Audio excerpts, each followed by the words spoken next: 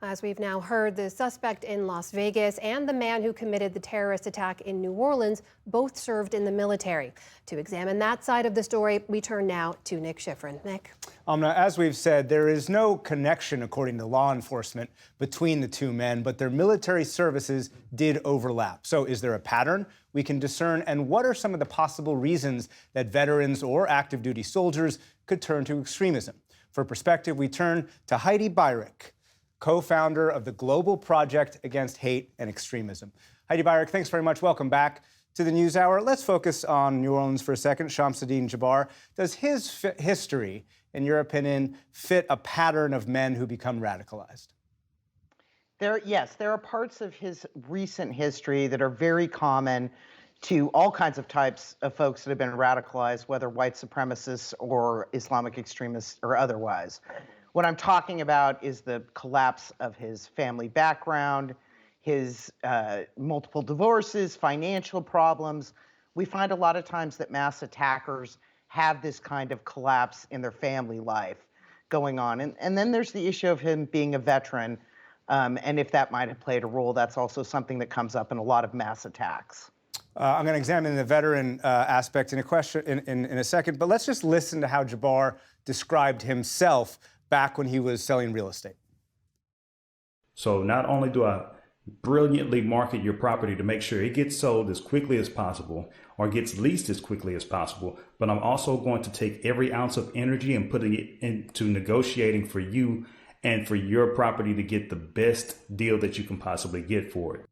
And let me read a statement on X today from Rich Gowan, Jabbar's former commander. He wrote, quote, Jabbar, was a great soldier, someone who showed discipline and dedication. To think that the same individual who once embodied quiet professionalism could harbor so much hate, leading to such unspeakable atrocities, is incomprehensible and heartbreaking. Please watch out for one another. Don't let hate take root, either in your own heart or in the hearts of those around you. How do you explain when you hear the tone of that statement and watch the tone of that video with what he ended up doing? I know it's hard for a lot of people to believe that someone who is acting completely normally, even praiseworthy, as the commander said about Jabbar, could unravel to the point of committing violence. But it does happen. It's often precipitated with some sort of online radicalization that drives people down a rabbit hole. They're already desperate for various reasons, and a particular extremist ideology calls to them in some way. And that looks like what might have happened in this case. And I know how incongruous it is, but it really does happen. So let's talk about the veterans angle now. Data from the University of Maryland shows that since 2010, a larger number of veterans have been arrested, charged, or died in an extremist attack than before 2010. Do we know why?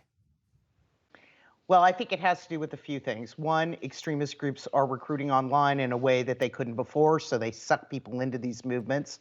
They're targeting veterans as well, specifically. And also, the military has frankly not done a good job of rooting out extremism in its ranks in recent years. Let's bring now the explosion in Las Vegas. The suspect there, Matthew Allen Livesberger, was an active duty sergeant in Special Forces. Again, there is no known connection with Jabbar, but both Jabbar and Livesberger served in Afghanistan in 2009, although in different areas, and both served at Fort Bragg, now known as Fort Liberty, but again, at different times. Is there any evidence that soldiers or veterans turn to violence in rates or ways that are different than those with no connection to the military? The rate of extremism is around the same within the military as outside of the military, according to research that's been done.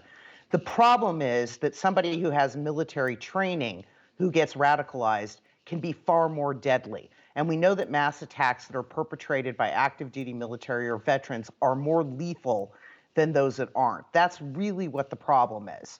And that's what needs to be focused on. We don't want to unleash people with military skills who then are radicalized or have already been radicalized on the American public. Heidi Beirich, thank you very much.